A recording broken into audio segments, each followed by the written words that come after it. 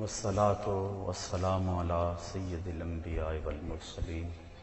قال الله تعالى وتبارك في شان حبيبه مخبرا وعامرا إن الله وملائكته يصلون على النبي يا أيها الذين آمنوا صلوا عليه وسلموا تسليما. الصلاة والسلام عليك يا رسول الله وعلى آلك وأصحابك يا محبوب رب العالمين.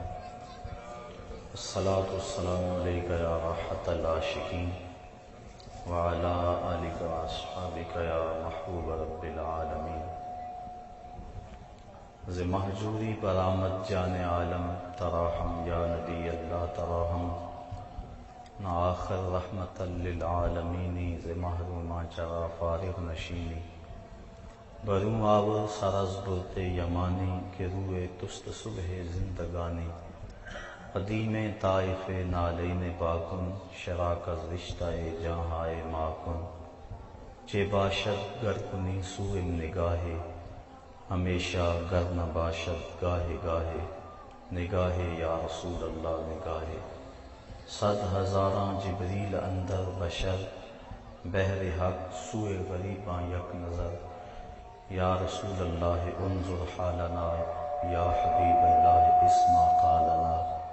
اننی فی بحر غم مغرق خذ یدی ساحل لنا اشکا لنا. یا صاحب الجمال و یا سید البشر من وجهک المنیر لقد نور القمر.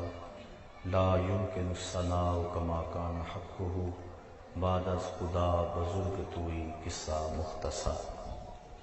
تمام حمد و ثنا تعریف و توصیف اللہ جل مجدہ الکریم کی ذات پاک کے لیے جو خالق کائنات بھی ہے اور مالک ششرہات بھی.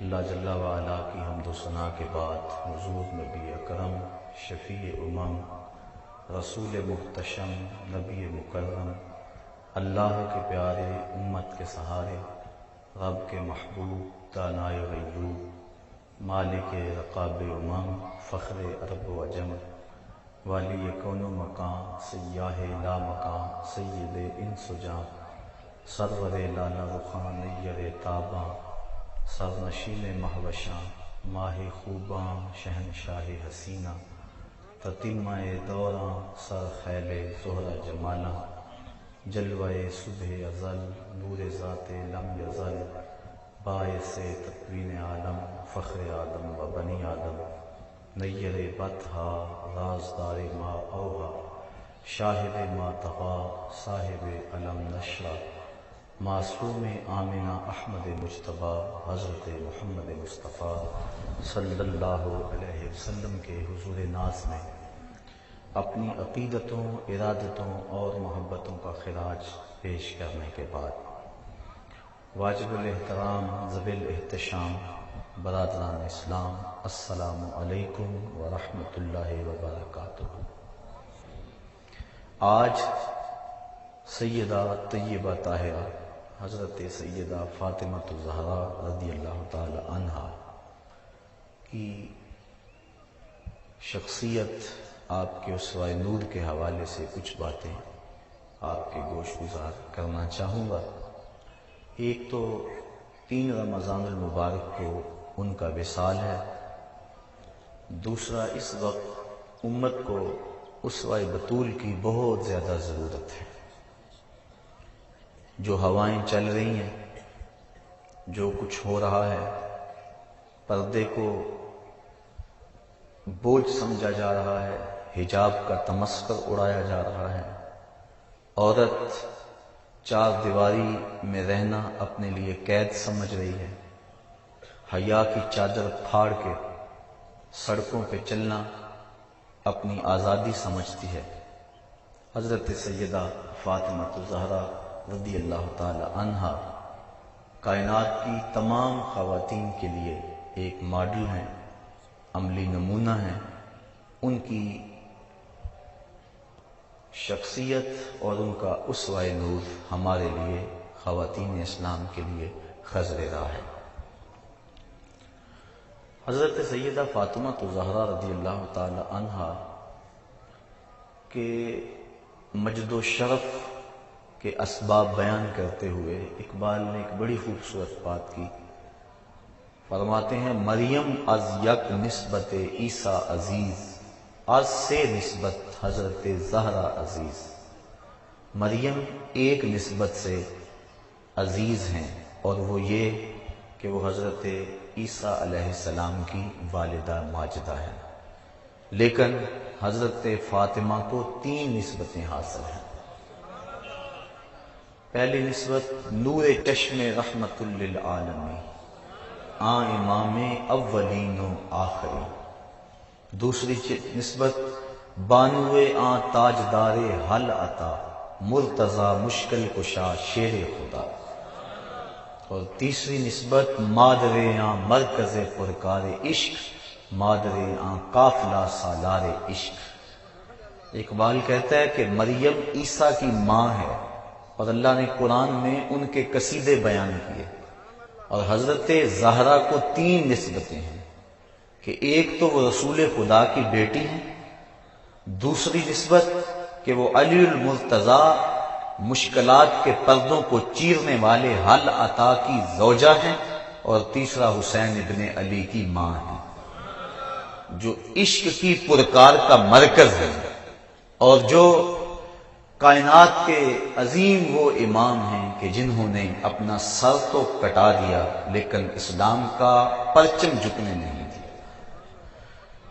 اللہ کے محبوب علیہ السلام نے فرمایا فاطمہ تو بضعۃ منی، فاطمہ میرے جگر کا ٹکڑا ہے. یہ اس دور میں کہا جب بیٹیوں کو زندہ درگور کر کے باپ فخر کرتے تھے. قرآن اٹھائیے، ارشاد فرمایا وَإِذَا الْمَوْءُودَةُ سُئِلَتْ بِأَيِّ ذَنبٍ قُتِلَتْ. قیامت کے دن قبروں میں گڑی ہوئی بچیاں اٹھائی جائیں گی، ان کے ظالم باپ کٹہرے میں ہوں گے. اللہ ان بچیوں سے پوچھے گا بِأَيِّ ذَنبٍ قُتِلَتْ، تمہیں قتل کیوں کیا گیا؟ مجرم تو کٹہرے میں کھڑے ہیں، مجرموں کو پوچھا جانا چاہیے تم نے کیوں قتل کیا؟ ان کے معصوم دامن پہ کون سا داغ دیکھا کہ تم برداشت نہ کر سکے؟ گڑے کے اندر دھکا دے کے اوپر مٹی ڈھیلنے لگے. ان کی چیخیں تمہارے دل میں گداز اور نرمی پیدا نہ کر سکے. پوچھا تو ان سے جانا چاہیے تھا کہ تم نے کیوں انہیں قتل کیا، لیکن وہ کھڑے ہیں بچیوں سے پوچھا جا رہا ہے بِأَيِّ ذَنبٍ قُتِلَتْ، تمہیں قتل کیوں کیا گیا؟ تو حضرات علماء فرماتے ہیں بیٹیوں کا قتل اتنا گھنونا جرم ہے، اللہ تعالیٰ ان کے ظالم باپوں سے بات کرنا بھی گوارا نہیں کرتا. تو یہ ہے عرب کا معاشرہ کہ بیٹیوں کو زندہ درگور کیا جا رہا ہے. اس دور میں آج میں اپنی بیٹی کے لیے محبت کا کوئی جملہ بولوں، آپ اپنی بیٹی کے لیے کوئی پیار بھری بات کہہ دیں تو یہ بڑی بات نہیں ہے، کیونکہ اس دور میں بیٹی سے پیار باپ کے سینے میں کوٹ کوٹ کے دھرا ہے. تبھی تو بوڑھا باپ اپنی جھکی ہوئی کمر پہ گوریاں لاد لاد کے مزدوری کر رہا ہے کہ میں نے بیٹی کے ہاتھ پیلے کرنے.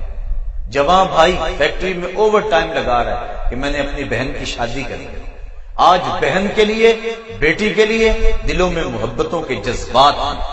جب بیٹی کو گھر سے ماں باپ رخصت کرتے ہیں تو سارے پھوٹ پھوٹ کے روتے ہیں. بیٹی کا وجود گھر کی زینت ہے، بیٹی چار دیواری کی رونق ہے، بیٹی گھر کی آبرو ہے. آج اگر بیٹی کے لیے محبت کا کوئی جملہ میں اور آپ بولیں تو یہ بڑی بات نہیں ہے، لیکن جب بیٹیوں کو زندہ درگور کیا جا رہا تھا اس دور میں میرے آقا کریم نے کہا بیٹیوں کو قتل کرنے والے سن لیں، تم تو قتل کر کے فخر کرتے ہو، تم تو قتل کر کے آسودہ ہو جاتے ہو، لیکن میری بیٹی تو میرے جگر کا ٹکڑا ہے. حضور نے یہ محبت دی. جب سیدہ فاطمہ حضور علیہ السلام کی خدمت میں حاضر ہوتی تو حدیث میں آتا ہے فَأَجْلَسَهَا فِي مَجْلَسِهِ، حضور انہیں اپنی مسند پہ بٹھاتے، اٹھ کے استقبال کہتے، مرحبا کہہ کے پکارتے. اللہ اکبر. اور سیدہ فاطمہ الزہرا رضی اللہ تعالی عنہا نے بھی اپنے باپ کے ساتھ محبتوں کی جو داستانیں رقم کی ہیں، باپ اور بیٹی کا رشتہ، اللہ اکبر. نبوت کا آغاز ہوا تو یہ پھول کھلا. 41 سال عمر ہے حضور کی کہ سیدہ فاطمہ الزہرا کی ولادت باسعادت ہوئی، اور پھر 3 سال تک اللہ کے محبوب خاموشی سے تبلیغ کرتے رہے. پھر جب حکم ہوا لوگوں تک پیغام پہنچائیں، دعوت رشد و ہدایت دی جانے لگی. لوگوں نے حضور کے ساتھ جو سلوک کیا کوئی بھی اہل ایمان اس سے بے خبر نہیں. کھدے ہوئے گڑے، بچھتے ہوئے کانٹے، اجریاں، کیا کچھ نہیں کیا گیا، کن کن راہوں سے حضور نہیں گزرے۔ آج تو ہمارے لیے دین بڑا آسان ہے، ہم مسجد میں آئے تو اے سی لگے ہوئے تھے، سردیوں میں گرم پانی دستیاب تھا، ہمارے لیے قالین بچھے ہوئے تھے، ہم نے مشکل نہیں سہی اس دین کے لیے۔ لیکن پوچھو ان سے جنہوں نے اس دین کے لیے طائف کے بازاروں سے اپنے پتھر کھائے، اس دین کے لیے انہوں نے دکھ سہے، اذیتیں سہی، حضور علیہ السلام پر اجری ڈال دی جاتی رہی۔ حضرت سیدہ فاطمہ زہرا رضی اللہ تعالی عنہا نے جب دیکھا ننھی عمر ہے، 9-10 سال کی عمر ہے، کہ دیکھا کہ کافر حضور کے جسم اطہر کے اوپر اجری ڈال گئے، تو وہ آئیں اور حضور کے سر سے اجری کو اتارا اور سر انور کو دھو رہی ہیں اور ساتھ رو رہی ہیں۔ کبھی حضور کے جسم پر اس قدر پتھر مارے جاتے ہیں کہ جسم لہو لہان ہو جاتا ہے، خون رکنے نہیں پاتا۔ معصوم بچی حضرت سیدہ فاطمہ زہرا رضی اللہ تعالی عنہا، وہ چٹائی جس چٹائی پہ سجدے کیا کرتی تھی، کھجور کا بنا ہوا وہ مصلی، اس کو جلا کر اس کی راکھ حضور کے زخموں میں ڈالتی ہیں تاکہ حضور کا خون رک جائے۔ آقا کریم علیہ السلام سے کبھی شکوہ نہیں کیا۔ بیٹیاں باپ سے مطالبہ کرتی ہیں، لیکن تاریخ بتاتی ہے کہ سیدہ فاطمہ حضور سے کبھی کوئی مطالبہ نہیں کیا۔ ایک دن انتہائی بے تابی میں حضور کی خدمت میں حاضر ہوئی، آقا کریم علیہ السلام سے عرض کی کہ حضور بھوک اس قدر ہے کہ مجھ سے اب برداشت نہیں ہو رہی، آپ اللہ کی بارگاہ میں دعا کریں کہ میرے اس دکھ کا مداوع ہو جائے۔ آقا کریم جب بیٹی کو بھوک اور پیاس کی حالت میں تڑپتے ہوئے دیکھا، کونین کے خزانوں کا مالک اگر چاہتا تو جنت سے خوشے حضور کھینچ کے زمین پہ لے آتے اور فاطمہ کا گھر پھلوں سے بھر دیتے، انہیں ایک لمحہ کی بھوک بھی برداشت نہ کرنا پڑتی۔ لیکن آقا کریم نے سیدہ فاطمہ کی پشت پہ ہاتھ پھیرا اور ساتھ دعا دی، اے اللہ میری بیٹی فاطمہ کو بھوک ستایا نہ کرے۔ سیدہ فرماتی ہیں کہ بھوک تو موجود رہتی، لیکن بھوک کی وجہ سے وہ جو تکلیف کا احساس ہوتا وہ ختم ہو گیا حضور کے ہاتھ پھیرنے کی وجہ سے۔ اللہ اکبر۔ تو آقا کریم علیہ السلام کی یہ شہزادی گھر میں کئی دنوں فاقوں سے کاٹ دیتے۔ امام منذری نے الترغیب والترہیب کے اندر لکھا ہے کہ ایک دن محبوب خدا صلی اللہ علیہ وآلہ وسلم بھوک کی شدت میں مسجد نبوی سے باہر نکلے، آگے شیخین کھڑے تھے، 2 اور صحابی اور موجود ہوئے۔ چلتے چلتے حضرت ابو ایوب انصاری کے گھر کے قریب سے گزرنے لگے تو وہ خوشبو رسول سونگ کے جلدی جلدی گھر سے باہر آ گئے۔ آقا کریم علیہ السلام سے عرض کی، حضور آپ میرے مہمان بن جائیں، چند لمحوں کے لیے مجھے میزبانی کا شرف بخش دیں۔ آقا کریم فرمایا، ابو ایوب تمہاری مرضی۔ وہ حضور کو گھر لے گئے، چٹائی بچھائی، بٹھایا، بکری کا بچہ ذبح کر کے اہل خانہ کو دیا، جلدی جلدی کھانا تیار کرو، میرے آقا کو بھوک لگی ہے۔ امام منذری لکھتے ہیں کہ جب واپس حضور کی خدمت میں حاضر ہوئے، گھر والوں کو کھانا بنانے کا کہنے کے بعد، تو کیا دیکھا کہ حضور کے چہرے پہ آثار نقاہت ہیں، بہت زیادہ کمزوری کے آثار ہیں۔ جلدی سے گئے، کہیں سے کھجوروں کا ایک خوشہ لے آئے اور حضور کے سامنے رکھتے ہوئے عرض کی، حضور کھانا پکنے میں دیر ہے، اتنی دیر تک یہ کھجوریں تناول فرمائیں۔ پھر تھوڑی دیر کے بعد کھانا جب دسترخوان پہ لگ گیا، آقا کریم علیہ السلام کی نظر جب کھانے پہ پڑی تو حضور کی آنکھیں چھم چھم برسنے لگی۔ پھر ایک روٹی پکڑی اور چند بوٹیاں لی اور ایک غلام کے ہاتھ میں دیتے ہوئے کہا، جاؤ ہمارے گھر دے آؤ، میری بیٹی فاطمہ کتنے دنوں سے بھوکی بیٹھی، مال کے کونین ہیں وہ پاس کچھ رکھتے نہیں، 2 جہاں کی نعمتیں ہیں ان کے خالی ہاتھ میں، مہینہ مہینہ گھر میں چولہا نہیں جلتا، لیکن اس کے باوجود زبان پہ شکوہ نہیں ہے۔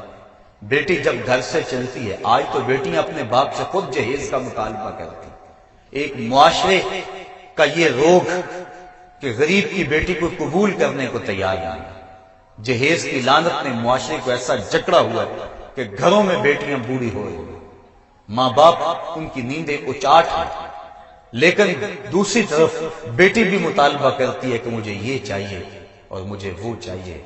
لیکن دنیا دیکھے اس منظر کو، جب 2 جہاں کے سردار کے گھر سے آقا کریم کی بیٹی گھر سے نکلتی ہے تو جہیز ان کے پاس کیا ہے؟ ایک مشکیزہ، ایک چکی، ایک آفتابہ، ایک چٹائی کھجوروں کی، یہ ہے ان کا اثاثہ، یہ ہے ان کا سامان جو لے کر حضرت علی المرتضیٰ کے گھر میں پہنچتی ہیں، اور پھر وہاں جا کر چکی پیس پیس کے گزر اوقات کی جا رہی ہے۔ مشکیزہ کندھے پہ اٹھا اٹھا کے یہاں نشان پڑ گئے، چکی پیس پیس کے ہاتھ میں چھالے پڑ گئے۔ سارا دن چکی پیستی ہیں اور ساری رات مصلی بچھا کے عبادت کرتی ہیں۔ آج کی عورت کہتی ہے میرے گھر کے کام کاج بڑے ہیں، میرے پاس وقت نہیں ہے، میرے بچے زیادہ ہیں، میرے پاس وقت نہیں ہے کہ میں نماز پڑھ سکوں، بار بار بچے پیشاب کر دیتے ہیں، کیسے میں صفائی رکھ سکتی ہوں؟ آؤ سیدہ فاطمہ کی چوکھٹ پہ آؤ، حسنین کی تربیت بھی ہو رہی ہے، مولا علی کی خدمت بھی ہو رہی ہے، اور چکی پیس پیس کے آٹا تیار بھی ہو رہا ہے، مہمانوں کو کھانے بھی بھیجے جا رہے ہیں، اور جب رات پڑتی ہے تو ساری رات مصلی پہ گزار دیتی ہے۔ اور ذوق بندگی کیا ہے؟ عرض کرتی ہیں اے اللہ تیری راتیں اتنی چھوٹی ہیں کہ تیری بندی کا ذوق بندگی ہی پورا نہیں ہوتا، ابھی ایک سجدہ کرتی ہوں کہ رات ختم ہو جاتی ہے، ایک رات ایسی لمبی بنا دے تیری بندی جی بھر کے تجھے سجدہ تو کر لے۔ یہ ہے عبادت، یہ ہے ان کے شب و روز اللہ کے حضور، سارا دن روزے میں اور ساری رات قیام میں گزار دیتی ہیں۔ ایک دن حضرت علی المرتضیٰ گھر آئے، دیکھا کہ ہاتھوں میں چھالے پڑے ہوئے، ایک غزوے سے حضور واپس پلٹے تھے، بہت سارے غلام اور لونڈیاں مال غنیمت میں آئے تھے۔ خیال کیا کہ ایک لونڈی اگر ہمیں گھر کے کام کے لیے مل جائے تو کام آسان ہو جائے گا، کہا جاؤ اپنے باپ سے ایک لونڈی مانگ لاؤ۔ سیدہ فاطمہ الزہرا حاضر ہوئی، لیکن زبان سوال نہ کر سکی۔ آقا کریم نے پوچھا بیٹا کدھر آئے تھے؟ کہا حضور یوں ہی سلام کرنے آ گئی تھی۔ واپس چلی گئی، حضرت علی المرتضیٰ نے دیکھا، کہا اس در سے تو کبھی کوئی خالی نہیں پلٹا، لگتا ہے تم نے حضور سے عرض ہی نہیں کی۔ کہا میں ہمت نہ کر پائی، کہا چلو میں تمہاری ترجمانی کرتا ہوں۔ حضرت علی المرتضیٰ اور حضرت فاطمہ الزہرا رضی اللہ تعالی عنہا حضور کی چوکھٹ پہ آ کھڑے۔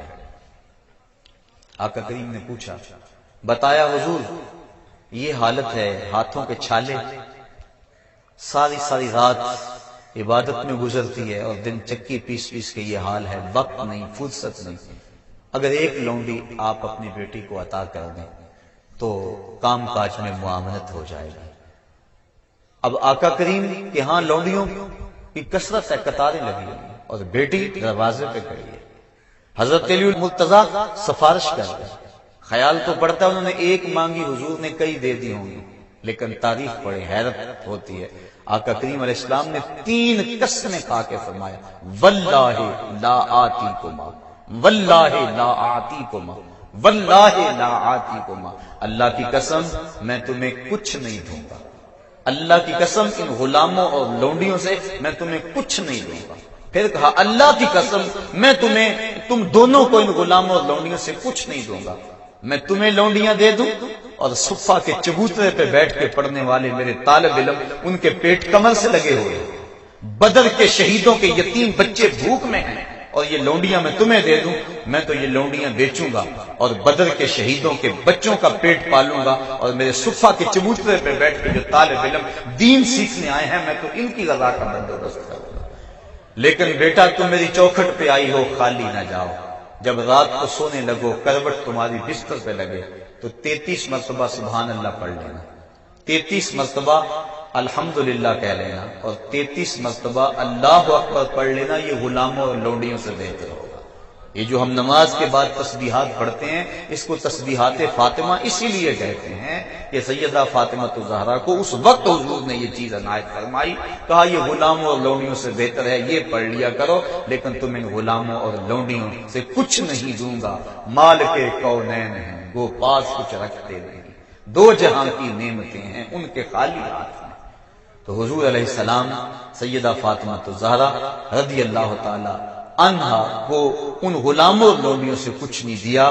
آقا کریم اپنی بیٹی سے بے پناہ محبت کرنے کے باوجود حضور نے ان کو اس انداز کے ساتھ جو ہے وہ جواب دیا تاکہ ان کا تعلق دنیاوی مال و اسباب سے نہ ہو بلکہ ان کا سارا تعلق اپنے رب کے ساتھ ہو. اور یقیناً وہ بھی یہ چاہتی تھی، انہوں نے بھی کبھی زبان پہ حرف شکایت نہیں لائی. یہ حضرت دلیل المرتضیٰ کے کہنے پہ اگر حاضر بھی ہوئی تو آقا کریم نے فرمایا کہ میں تجھے ان میں سے کچھ نہیں دوں گا.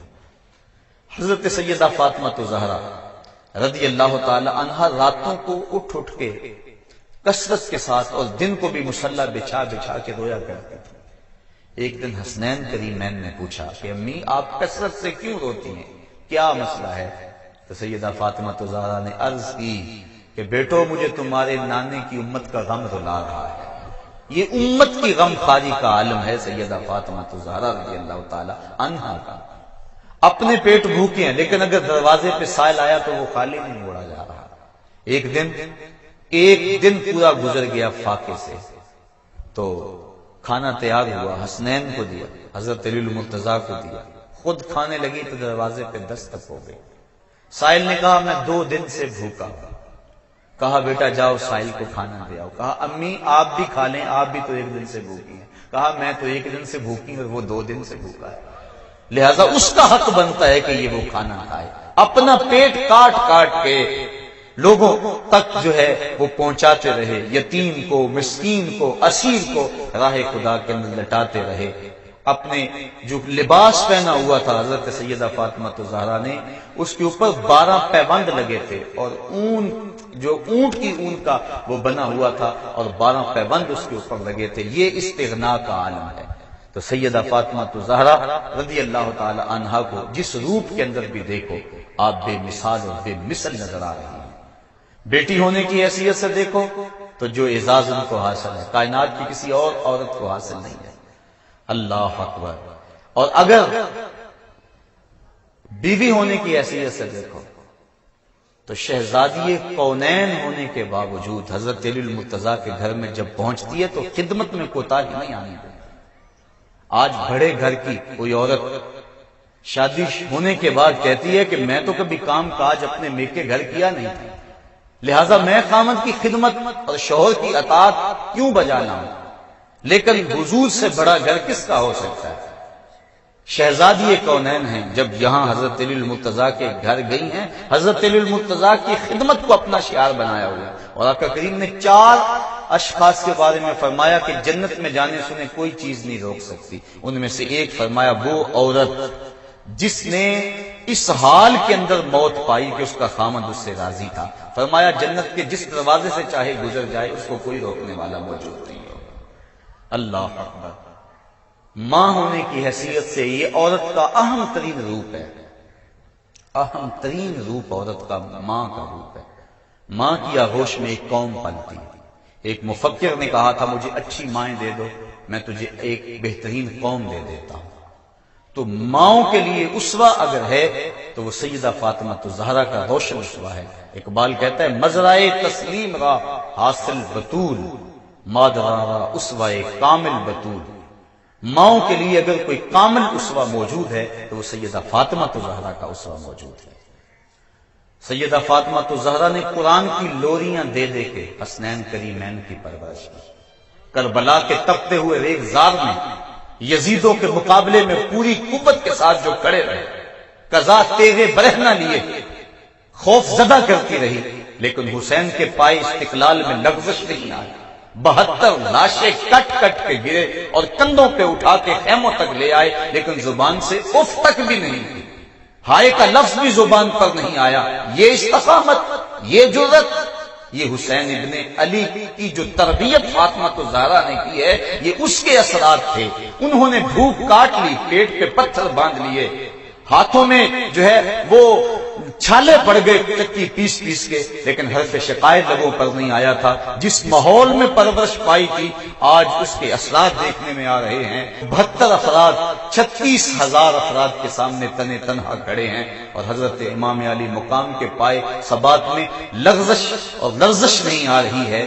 یہ ہے سیدہ فاطمہ الزہرا کی تربیت کہ انہوں نے ان کو دودھ بھی پلایا تو قرآن کی لوریاں دے دے کے بلایا. جب ان کی تربیت کی باری آئی تو سیدہ فاطمہ نے قرآن کی لوریاں دی اور دودھ پلایا، اور جب اس پر عمل کا موقع پڑا تو حسین ابن علی نے اس تربیت کی لاج رکھی، نیزے کی نوک پہ چڑھ کے قرآن سنایا. نبی کے گھر کی ہے عظمت، نبی سے سنتے ہیں. علی کے گھر کی ہے عزت، علی سے سنتے ہیں. وہ جس نے معزز کیا گھرانے کو، حسین پال کے جس نے دیا زمانے کو. تو سیدہ فاطمہ الزہرا کا وجود ماؤں کے لیے ایک روشن اسوہ ہے. اقبال نے ایک بڑی خوبصورت بات کی، وہ کہتے ہیں پندے ز درویش پذیری، اگر پندے ز درویش پذیری، ہزار امت بمیرت تو نہ میری، بطول باش و پنہا شو ازی اصر کے در آغوش شبیر بگیری. کہا ایک درویش کی بات سن لے، ہزار امت مر جائے لیکن امت مسلمہ تجھے کبھی موت نہیں آ سکتی. اور وہ نصیحت اور پند کیا ہے؟ کہا بطول بن جا اور زمانے کی نظروں سے پوشیدہ ہو جا، پھر تیری وہ آغوش میں بھی حسین جیسے بچے جنم لیں گے. تو بطول بن جا، بطول کی جانشین بن جا اور اپنے پردے کی حفاظت کر. پردے کی حفاظت کے باب میں سیدہ فاطمہ الزہرا کا جو کردار ہے، کائنات کے اندر ایک ایسی مثال ہے کہ جس کی مثل موجود نہیں ہے. آقا کریم علیہ السلام نے جب صحابہ سے پردے کے بارے میں پوچھا تو کسی نے کچھ کہا، کسی نے کچھ کہا. تو حضرت علی المرتضیٰ حضرت فاطمہ الزہرا کے پاس چپکے سے چلے گئے اور جا کے پوچھ کر کے آ کے بتایا. تو آقا کریم نے کہا یہ تو میری بیٹی کی بات لگتی ہے. تو انہوں نے کہا کہ عورت کے لیے بہترین پردہ یہ ہے کہ نہ وہ کسی کو دیکھے اور نہ اس کو کوئی دیکھے. بلکہ سیدہ فاطمہ الزہرا کو سب سے زیادہ پریشانی یہ تھی. حضرت اسماء بنت امیس رضی اللہ تعالی عنہا ان کو اکثر کہا کرتی تھی کہ مجھے یہ پریشانی ہے کہ جب بندہ مر جاتا اور اس کے اوپر چادر ڈال کر چارپائی پہ اٹھا کے قبرستان کی طرف لے جاتے ہیں تو جب جھٹکے لگتے ہیں تو جسم جنبش کرتا ہے، جس سے عورت کے وجود کا اظہار ہوتا ہے. میں سب سے زیادہ اس پریشانی میں ہوں کہ اس وقت تو بندہ بے بس ہوتا ہے تو اس وقت کہیں جو ہے وہ جسم کے ساتھ تک لوگوں کو نظر نہ آئے. تو حضرت اسماء بنت امیس کہتی ہیں کہ حبشے کے اندر لوگ ایسے کرتے ہیں کہ وہ کھجور کے ڈنڈے باندھ کر چارپائی کے ساتھ اوپر کپڑا ڈال دیتے ہیں. کہتے ہیں میں نے باقاعدہ وہ نقشہ بنا کر دکھایا کہ کمان کی شکل کے اندر چارپائی سے ایک ڈنڈا باندھا اور دوسری جمع باندھ دیا، پھر اس طرح باندھا اور اس طرح میں نے جو ہے وہ دکھایا اور اس کے اوپر کپڑا ڈال دیا. تو سیدہ فاطمہ الزہرا کا اضطراب ختم ہوا. کہا مجھے سب سے بڑی پریشانی یہ تھی کہ بعد از انتقال میرے پردے کا کیا ہوگا. اب تم نے یہ جو آئیڈیا دیا ہے، یہ جو موجودہ ڈولی ہے جنازے کی، یہ آئیڈیا حضرت اسماء بنت امیس کا ہے اور اس کو پاس حضرت فاطمہ الزہرا نے کیا ہے. اور اس سے مرد اور عورت کے جنازے کا فرق بھی سمجھ میں آ جاتا ہے اور جو ہے وہ عورت کے اعضاء بھی نہیں جھلکتے، سامنے نہیں آتے اور جسم بھی نظر نہیں آتا. تو سیدہ فاطمہ الزہرا کہتی تھی کہ مجھے اس بات کا ڈر لگتا ہے کہ انتقال کے بعد کیا ہوگا. اللہ تعالیٰ جل شانہ نے ان کو ایک راستہ دے دیا اور یہ ہے ان کے پردے کی کیفیت. آج کی عورت پردے کو بوجھ سمجھتی ہے، پردے کو اپنے لیے عذاب سمجھتی ہے، اپنے گھر کی اونچی اونچی چار دیواری کو اپنے لیے قید خانہ سمجھتی ہے. یہ پچھلے دنوں کے اندر میڈیا کے اوپر یہ تبصرہ ہوتا رہا اور حجاب کا تمسخر اڑایا جاتا رہا. آنکھ کے پردے کی بات کی جاتی ہے، دل کے پردے کی بات کی جاتی ہے. اور اسلام نے جو عورت کو پردے کی تاکید کی، اے نبی کی بیٹیوں اپنے اوپر اوڑھنیاں خوب اوڑھ لو اور جو ہے وہ اپنی زینت کی چیزوں کو پوشیدہ رکھو. جو حکم دیا گیا آج ان احکام کا تمسخر اڑایا جا رہا ہے. عورت تو اس قدر پردے کی چیز ہے کہ اللہ تعالیٰ نے ارشاد فرمایا کہ تو گھر کی چار دیواری میں اتنے زور سے قدم بھی نہ رکھے کہ تیرے پاؤں میں پڑے ہوئے پازیب کی چھنکار باہر گزرتے ہوئے غیر مرد کے کانوں تک پہنچے. بلکہ عورت کی آواز کو پردہ رکھا گیا. حضرت ابو ہریرہ رضی اللہ تعالی عنہ نے ایک عورت کو دیکھا کہ وہ خوشبو لگائے آ رہی ہے. عورت کو خوشبو لگانا منع کیا گیا ہے. دو طرح کی خوشبو ہیں. ایک خوشبو وہ ہے جس کا رنگ نہیں ہے، خوشبو ظاہر ہے، اور ایک خوشبو وہ ہے جس کی خوشبو ظاہر نہیں ہے، رنگ نظر آتا ہے، جس طرح مہندی وغیرہ. عورت کے لیے وہ خوشبو مسنون ہے جس کی خوشبو مہک نہیں آتی بلکہ رنگ ہے، اور مرد کے لیے وہ ہے جس کا رنگ نہ ہو بلکہ جس کی مہک ہو. اب اس نے ایسی خوشبو لگائی تھی جس سے مہکار آ رہی تھی، لپٹیں آ رہی تھی خوشبو. اور وہ آئی تو آپ جب قریب آئی تو حضرت ابو ہریرہ رضی اللہ تعالی عنہ نے فرمایا یا امۃ الجبار، اے جبار رب کی باندی، تو نے خوشبو لگائی ہے؟ اس نے کہا ہاں میں نے خوشبو لگائی ہے۔ کہا تو مسجد سے آئی ہے؟ اس نے کہا ہاں میں مسجد سے آئی ہوں۔